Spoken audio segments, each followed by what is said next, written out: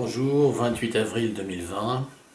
Simplement une petite vidéo pour dire d'abord merci à Didier Raoult d'avoir remis un petit peu les pendules à l'heure concernant ce virus, ce Covid-19.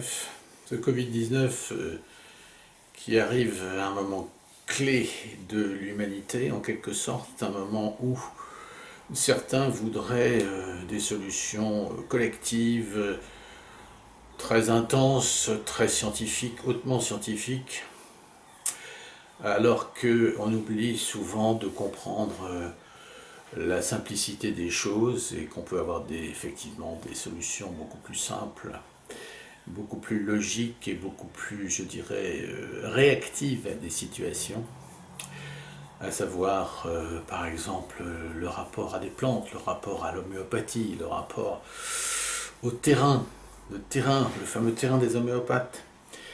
Euh, En tant que médecin, je voudrais quand même rebondir là-dessus et je voudrais dire simplement que je pense que le terrain des personnes âgées en particulier est extrêmement sensible et qu'à partir du moment où certains médicaments employés à dose extrêmement systématique et extrêmement sans tenir compte de la spécificité de chaque personne devient quelque chose de très préoccupant. Ça fait bien longtemps que je le pense et je l'ai pensé lors des canicules précédentes qui ont tué énormément d'humains, enfin en tout cas plus que ça n'aurait dû. Évidemment, on adapte mal les médicaments et à l'âge et aux conditions externes. Donc il serait temps que la médecine devienne un peu plus humaine, un peu plus adaptée à chaque personne. En effet, on voit aussi qu'effectivement, entre autres, les personnes âgées sous traitement, toutes sous traitement et même traitement, ont une capacité effectivement de moindre résistance au virus, aux nouveaux virus. Certains médicaments qui agissent sur le cœur, sur la tension, sur le foie, sur le cholestérol, les antibiotiques utilisés un petit peu n'importe comment aussi, qui mettent à mal le probiote, le microbiote plutôt, le microbiote intestinal, peuvent rendre fragiles les personnes. Les notions aussi le fer qui est un élément clé de l'inflammation et un élément clé de l'oxygénation, d'où le rôle des antioxydants par exemple, en traitement de fond préventif. Tout cela doit être un peu mieux pris en compte.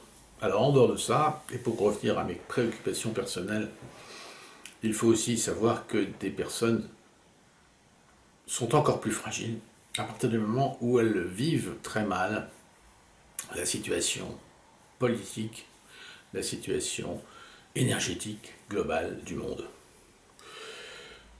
Il y a effectivement la notion qu'on ne peut pas s'adapter. L'adaptation se fait mal.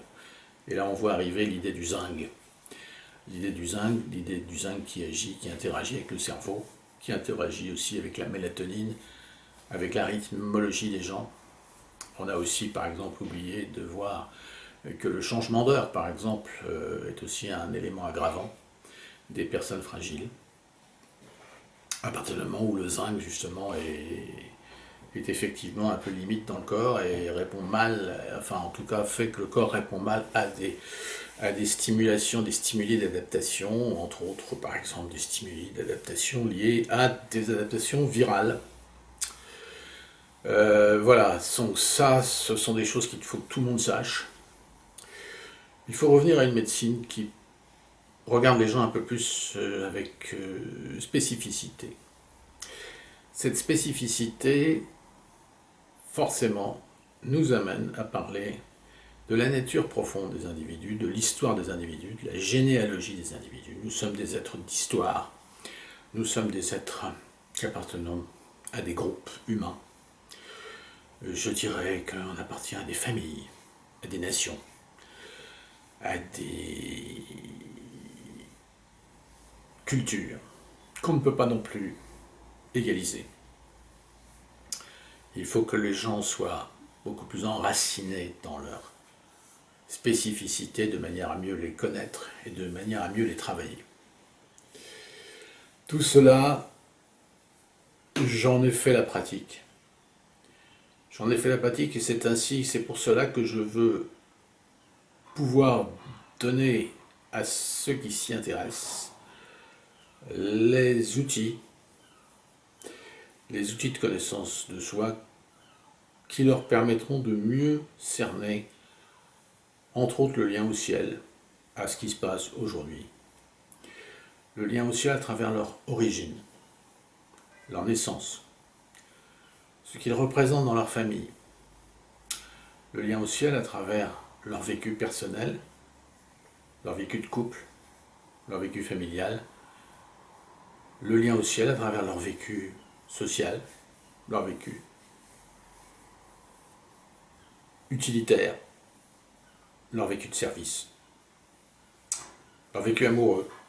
Tout cela, eh bien, ce sont des choses que j'essaie de décrire, que j'essaie d'approcher à travers la connaissance et du Yiking, qui est une connaissance de la course du soleil annuelle, à travers l'astrologie, qui est une connaissance de l'interaction lune-soleil et cycle écliptique, cycle planétaire, et en quatrième lieu, une connaissance plus approfondie, plus philosophique, plus spirituelle, la connaissance de soi à travers sa propre mutation, et cela nous emmène à proximité des textes évangéliques, l'évangile de Jean, que j'essaie et que je vais continuer d'essayer de faire